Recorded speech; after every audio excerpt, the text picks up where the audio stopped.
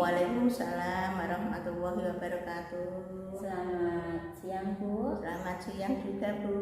Bagaimana kabarnya siang ini Bu? Alhamdulillah sehat Bu. Alhamdulillah. Saya sebelumnya mengucapkan terima kasih karena Ibu sudah bersedia meluangkan waktunya di siang hari untuk saya lakukan wawancara Bu. Iya, monggo. Di sini saya menempuh pendidikan guru penggerak mengenai modul 3.1 Bu, pengambilan keputusan berbasis nilai-nilai kebajikan sebagai seorang pemimpin, diminta untuk mewawancarai kepala sekolah berkaitan dengan pengambilan keputusan di sekolah yang bersangkutan Bu. Iya. Ya. Saya persilahkan Ibu untuk memperkenalkan diri terlebih dahulu. Ya, nama saya Bu Narsini, Kepala Sekolah SDN Tigang Roto. Namun penjabatnya baru saja kurang lebih 2,5 tahun Bu.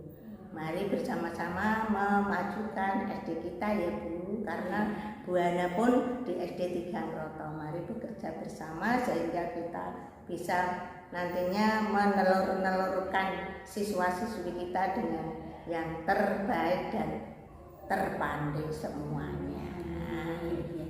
Nanti untuk kegiatan wawancara ini ada beberapa pertanyaan Bu yang akan saya sampaikan ke Ibu. Silakan Ibu jawab sesuai dengan pengalaman Ibu selama Ibu memimpin di sekolah. Begitu ya Bu ya? Iya. Saya awali. Untuk pertanyaan yang pertama Bu, bagaimana Ibu mengidentifikasi kasus-kasus yang selama ini merupakan dinamika atau rujukan moral? Untuk kasus yang moral, ini kita menentukan atau mengambil sikap benar salahnya dari kedua pihak, lawan istilahnya ya Bu. Terus namun yang masih dikatakan benar, lawan benar, itu yang menjadikan kalimat masalah tersebut adalah dilema etika. Jadi memang ada dua, lewat pandangan moral dan pandangan hukum. Keduanya harus seiring sejalan, Bu. Iya. Lalu selama ini bagaimana Ibu menjalankan pengambilan keputusan di sekolah, terutama yang berkaitan dengan kepentingan yang sama-sama benar tadi, Bu? Untuk yang sama-sama benar, Bu, dilakukan identifikasi kasus tersebut berbagai sudut pandang. Jadi kita tidak memandang satu saja, beberapa sudut pandang, sehingga nanti untuk mengambil keputusan secara matang dan memberikan keputusan yang menguntungkan kedua belah pihak, tidak merugikan satu dengan yang lainnya. Ya, jadi diusahakan keputusan itu menguntungkan kedua belah pihak. Lalu pertanyaan ketiga ini, Bu, langkah-langkah atau prosedur seperti apa yang biasanya Ibu lakukan selama ini? Yang kita lakukan selama ini menentukan penyebab permasalahannya apa, menentukan siapa yang terlibat, menanyakan kepada orang-orang terdekat kita, yaitu misalnya Bapak Ibu guru, kan ada di dekat kita ya Bu, kita di sekolah kan ada guru, ada siswa, maka semuanya itu tadi dipersiapkan dulu. Setelah dipersiapkan, didiskusikan dengan warga sekolah, mengambil beberapa solusi keputusan, menimbang, memandang dari berbagai segi supaya memutuskan atau mengambil keputusan dengan solusi yang terbaik. Jadi tetap melibatkan diskusi dengan warga sekolah. Ya, tetap itu.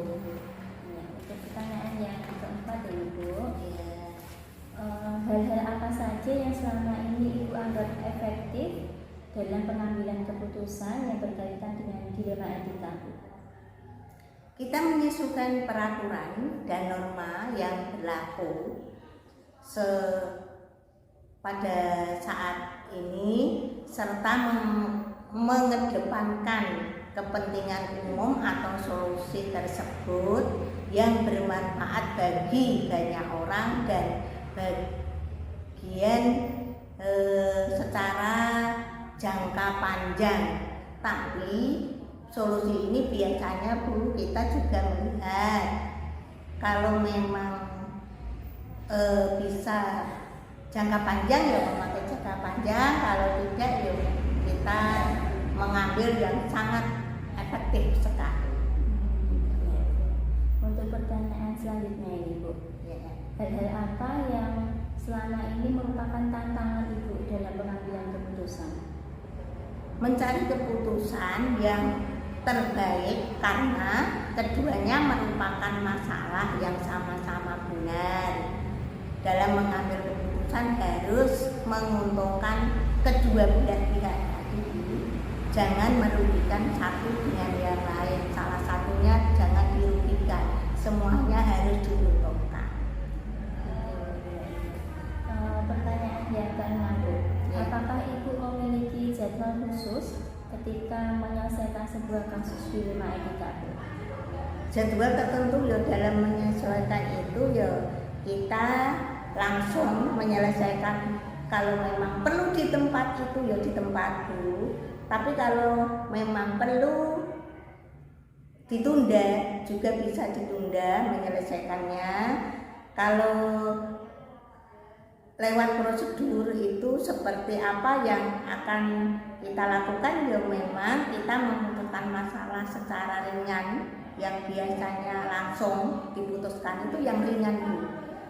Jika masalah tersebut berat, kita juga melakukan langkah-langkah yang ada di nomor 3 tadi. Pertanyaan itu yang nomor 3 tadi. Analisis, siapa yang gitu. Tapi kalau ringan sekaligus dulu. Kalau memang berat ya jangkanya panjang ya bisa dengan pertanyaan panjenengan nomor 3 tadi. Untuk selanjutnya Bu, adakah seseorang atau faktor yang selama ini membantu atau memudahkan Ibu dalam pengambilan keputusan? Ada Bu. Kita kalau mengambil keputusan itu biasanya kita juga mengajak warga, terutama wali murid, warga sekolah, terus orang-orang yang mempunyai kedekatan di dalam hal tersebut tadi ya Bu. Itu memang kita libatkan Bu untuk biar tahu mengalami kejadian apa toh di sekolah kita ini. Berarti memang ada dukungan terutama dari warga sekolah. Iya, warga sekolah. Ya, ini pertanyaan terakhir ini Bu. Dari semua hal yang telah Ibu sampaikan tadi, pembelajaran apa yang dapat Ibu petik dari pengalaman Ibu di dalam mengambil keputusan dilema etika? Untuk kebijaksanaannya ya kita menganalisis tadi Bu, sebuah permasalahan untuk dijadikan pertimbangan menentukan solusi yang tepat dan terbaik. Kita kuncinya solusi itu tepat dan terbaik untuk semuanya. Semuanya. Terima kasih Ibu atas waktunya. Itu tadi beberapa pertanyaan yang saya sampaikan kepada Ibu. Semoga menambah pengalaman saya untuk belajar ke depannya. Sama-sama. Terima kasih untuk dukungannya selama ini Bu. Iya, tetap saya dukung, berjalan terus sampai selesai. Mudah-mudahan tetap sehat, semangat. Terima kasih. Dari sini, Assalamualaikum warahmatullahi wabarakatuh. Waalaikumsalam warahmatullahi wabarakatuh.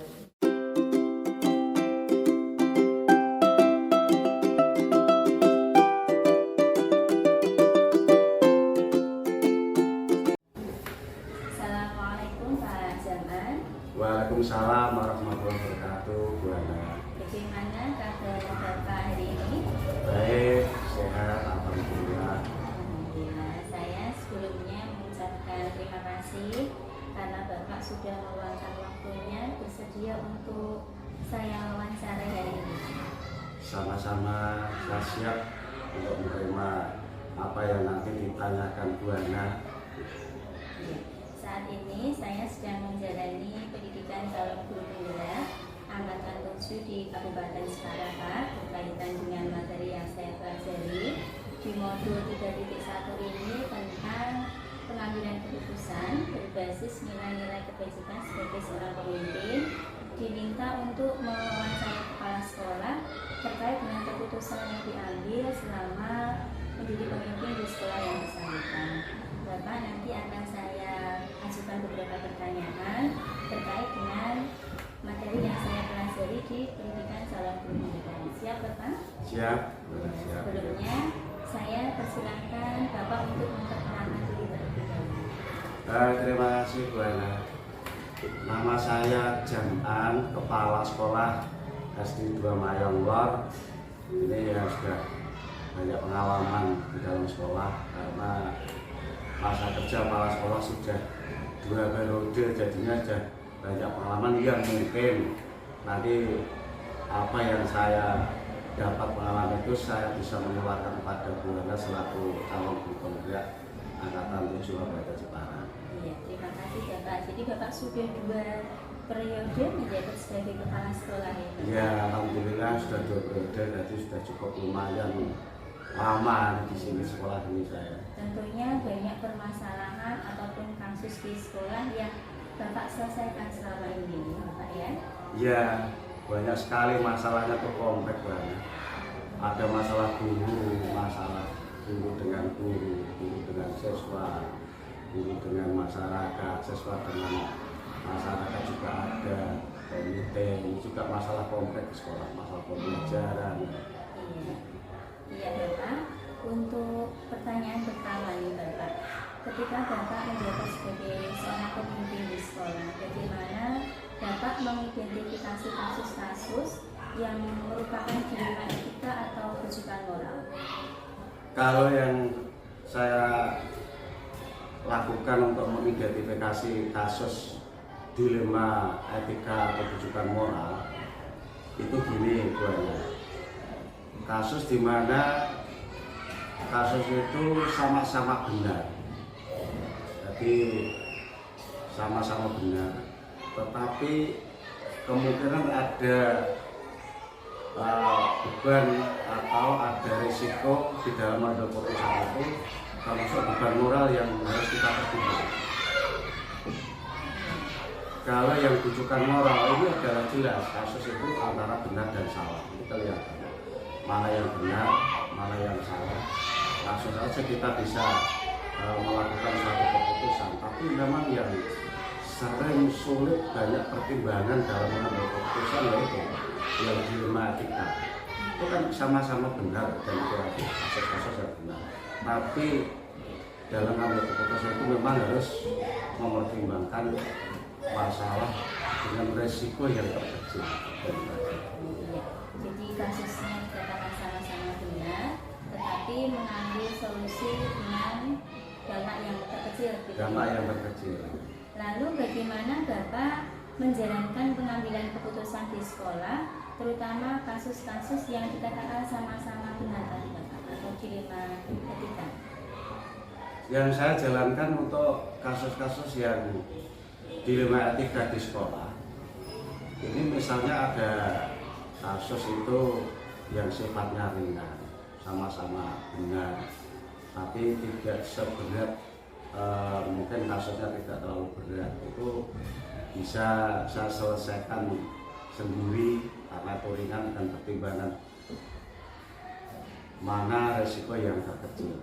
Tapi kalau memang itu resiko dilema etikanya itu menurut saya itu perlu pertimbangan dengan teman guru senior, guru yang lain, atau bahkan membutuhkan bantuan dari wakil orang tua atau komite, ini juga harus saya pertimbangkan dulu. Keputusannya yang dilema etika yang sifatnya itu besar atau masalahnya agak rumit, saya juga membutuhkan pertimbangan kepada guru-guru yang lain untuk bisa mengelola. Nah, lalu untuk langkah-langkah atau prosedur seperti apa yang biasanya Bapak lakukan selama ini? Langkah-langkah di dalam mengambil keputusan dilema etika yang saya lakukan selama ini adalah saya pertama itu mengidentifikasi masalahnya. Apa yang menjadi penyebab masalah itu? Kemudian yang terlibat di dalamnya itu siapa saja? Guru kah, ataukah siswa, atau masalah kepala sekolah dengan orang tua wali murid, atau sekolah dengan wali murid, juga perlu itu saya identifikasi dulu siapa aktornya di dalamnya. Kemudian fakta yang relevan, fakta yang relevan dalam masalah itu. Kemudian ini ada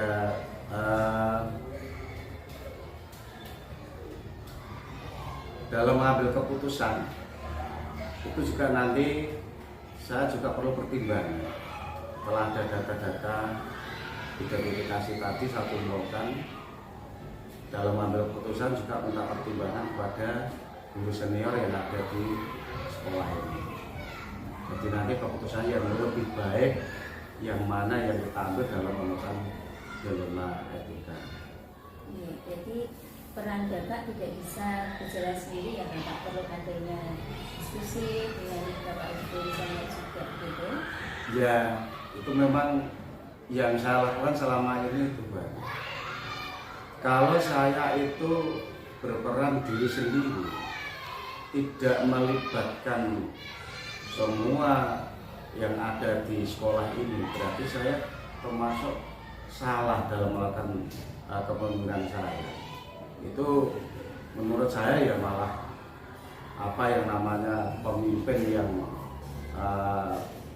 diri sendiri itu tidak melibatkan warga sekolah, ini adalah pemimpin yang mementingkan dirinya sendiri, egois. Itu menurut saya tidak baik. Kadang-kadang keputusannya itu tidak pas juga kalau itu pas. Jadi yang baik dan saya lakukan yaitu memang saya selalu mengajak pertimbangan pada mereka guru senior dan juga warga sekolah, mungkin saya minta pendapatnya. Untuk pertanyaan yang selanjutnya, Bapak, selama ini yang Bapak anggap efektif dalam pengambilan keputusan terkait kasus hubungan etika apa, Bapak? Yang efektif dalam mengambil keputusan ya ini, tadi dari identifikasi masalah, kemudian fakta-fakta orang-orang yang terlibat di dalamnya, kemudian kasus utamanya apa kita simpulkan. Ini kemudian kita analisa masalah itu. Dalam mengambil keputusan, tadi saya katakan bahwa juga ada pertimbangan. Kemudian setelah itu kita mengambil risiko yang terkecil dampaknya terhadap keputusan itu. Jadi setelah saya mengambil keputusan itu tidak ada efek, tidak menimbulkan masalah baru.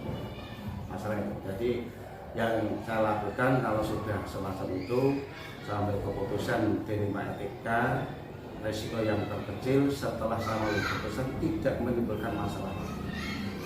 Dan kemudian juga saya refleksi ini Bu Ana, saya akan kembali refleksi, biar tidak ada masalah di sekolah ini. Perlu adanya refleksi. Lalu selanjutnya Bapak, selama ini yang merupakan tantangan dalam pengambilan keputusan kasus dilema apa saja, Bapak? Ya banyak sekali tantangannya, karena kasus ini adalah sama-sama benar. Di dalam panggilan hati nuraninya mesti ada yang dirugikan. Suatu keputusan yang mana ada yang diuntungkan dan mungkin ada yang dirugikan. Tetapi kalau yang dirugikan itu bisa menerima karena ada lebih yang lebih baik atau lebih benar daripada yang benar itu tadi, ini harus bisa diterima. Jadi tantangannya itu, kita harus bisa menyadarkan masalah sama-sama benar, tapi mendahulukan mana yang lebih harus kita utamakan. Jadi yang mungkin masalah sama-sama benar tapi bisa ditangguhkan juga ditangguhkan dulu, yang mana yang segera dilaksanakan atau yang dilakukan terlebih dahulu untuk tindakannya. Itu yang saya utamakan, yang sifatnya adalah emergensi, terus segera itu saya laksanakan dalam bentuk keputusan. Apakah Bapak memiliki jadwal tertentu dalam penyelesaian kasus atau langsung menyelesaikan di tempat, Bapak? Kalau jadwal dalam menyelesaikan kasus dilema etika, saya tidak punya yang jadwal tertentu pada kasus dilema etika yang sifatnya ringan. Jadi yang ringan tadi dari awal saya katakan itu bisa diselesaikan antara saya dan juga yang punya masalah itu dengan guru, langsung saya berikan itu. Tetapi kasus dilema etika yang sifatnya berat melibatkan seluruh warga sekolah, ini mestinya penyelesaiannya tidak bisa diselesaikan sekali. Saya buat jadwal paling tidak dalam minggu ini, kemudian minggu yang depan atau minggu depannya. Kalau memang masalah itu sangat rumit, paling tidak ada 2-3 kali di dalam penjadwalan pertemuan untuk menyelesaikan masalah. Jadi intinya yang ringan itu tidak saya buat jadwal, tapi masalah yang dilema etika yang melibatkan seluruh warga sekolah ini memang harus saya buat jadwal, karena mungkin di sekolah ini kan tidak semuanya ada waktu bisa untuk bertemu semua. Mungkin ada kegiatan yang luar dulu, ada guru yang kegiatan HKG, ada guru yang izin, tidak semua seperti. Kalau saya buat jadwal hari ini nanti ada pertemuan untuk menyelesaikan masalah ini, harapan saya adalah semuanya bisa untuk mengikuti di dalam penyelesaian masalah sekolah. Lalu adakah seseorang atau faktor yang selama ini mempermudah atau membantu Bapak dalam pengambilan keputusan berkaitan dengan kasus dilema etika? Yang mempermudah menyelesaikan kasus ini juga banyak yang membantu saya, terutama kalau di sekolah ini ya guru-guru senior itu yang saya tanya pendapatnya, saya minta pendapat, kemudian guru yang lain. warga sekolah.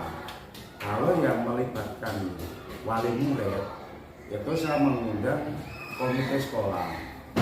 Komite sekolah saya undang, saya minta pendapatnya.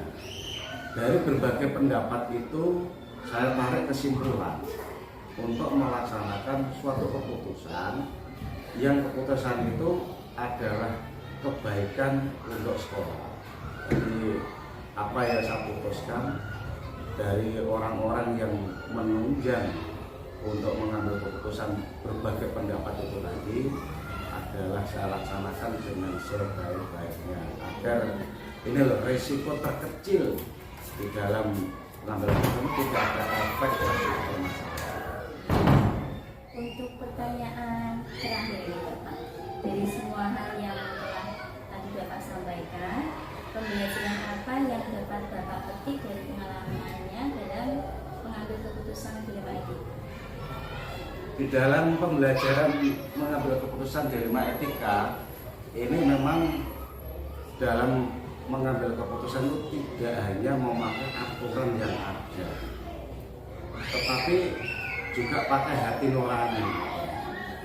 Misalnya aturannya itu mengatakan A, harus A, tetapi kadang-kadang tidak bisa begitu. Kalau memang aturannya itu A, hati nurani kita bertentangan, itu juga bermasalah. Jadi kasus yang dilema etika itu merupakan kasus yang benar lawan benar, tetapi ada efek di belakangnya kalau kita makan memilih salah satu. Yaitu pembelajaran saya, yaitu saya pilih risiko tanah kecil dengan aturan yang ada dan juga pakai hati dan perasaan. Itu memang perlu kita laksanakan pengalaman saya. Kalau hanya pakai aturan saja, kadang-kadang itu banyak masih ada resiko di belakang. Tapi juga kalau aturan kita padukan dengan hati dan perasaan, mungkin resiko terkecil di dalam mengambil keputusan itu adalah tidak lebih baik daripada tidak ada pertimbangan sama sekali. Itu yang saya lakukan di sekolah ini. Iya, jadi meskipun tetap berdasarkan aturan, tidak meninggalkan perasaan atau hati nurani dalam pengambilan. Iya, juga ada hati nurani itu, dan juga mungkin ada kebijakan yang lebih baik asal tidak kebijakan itu tidak bertentangan dengan aturan yang ada. Demikian tadi Pak Jaman beberapa pertanyaan yang saya sampaikan kepada Bapak. Terima kasih banyak atas waktunya. Semoga pengalaman-pengalaman Bapak yang luar biasa tadi bisa saya pelajari untuk lebih baik lagi ke depannya, Bapak. Sama-sama Bu Ana, itu mungkin pendapat saya selama saya menjadi kepala sekolah ini. Memang kasus-kasus itu banyak sekali, tadi dari awal saya katakan tidak semua kasus itu bisa diselesaikan oleh kepala sekolah secara pribadi. Memang harus perlu adanya pertimbangan warga sekolah, terutama kalau di senior kalau dilibatkan. Kemudian kalau memang ada masalah dengan wali murid yang kaitannya dengan warga sekolah atau masyarakat, itu perlu kata kuncinya kita mengundang komite mewakili masyarakat. Jadi intinya dalam menekan masalah tadi yang saya sampaikan adanya komunikasi di dalam sekolah ini antara guru, kepala sekolah, kemudian ada penjaga sekolah yang gantinya, kemudian ada kalau di sini kan ada sekuritenya, ada itu satpam untuk keberatan anak, dan juga ada komite. Kalau semuanya diajak komunikasi, mungkin masalah-masalah yang ada itu dapat diselesaikan dengan baik, tidak ada apa. Di pengalaman ini semoga kita bisa ditularkan, bisa diambil mana yang baik oleh Bu Ana sebagai pembelajaran di dalam calon di Pemda Angkatan 7, bisa mengambil pengalaman dari saya yang baik mana bisa diambil yang untuk dilakukan. Terima kasih banyak Pak Jaman dan mohon dukungannya. Semoga perjalanan saya menjalani pendidikan guru penggerak ini bisa lancar ke depannya dan membuahkan hasil yang baik untuk saya dan sekitarnya. Sama-sama. Sama-sama Bu Ana. Saya juga terima kasih, dan mungkin ada kilap atau salah dari saya juga minta maaf. Mungkin hanya itu yang bisa saya sampaikan. Sekali lagi mohon maaf dan ucapkan selamat kepada Bu Ana. Semoga bisa lancar di dalam mengikuti calon pendidikan penggerak. Semua tugas-tugas bisa diselesaikan dengan baik agar bisa lulus menjadi guru penggerak dan bisa menjadi pemimpin pembelajaran di sekolah Bu Ana. Terima kasih banyak Pak Jam'an. Assalamualaikum warahmatullahi wabarakatuh. Waalaikumsalam warahmatullahi wabarakatuh.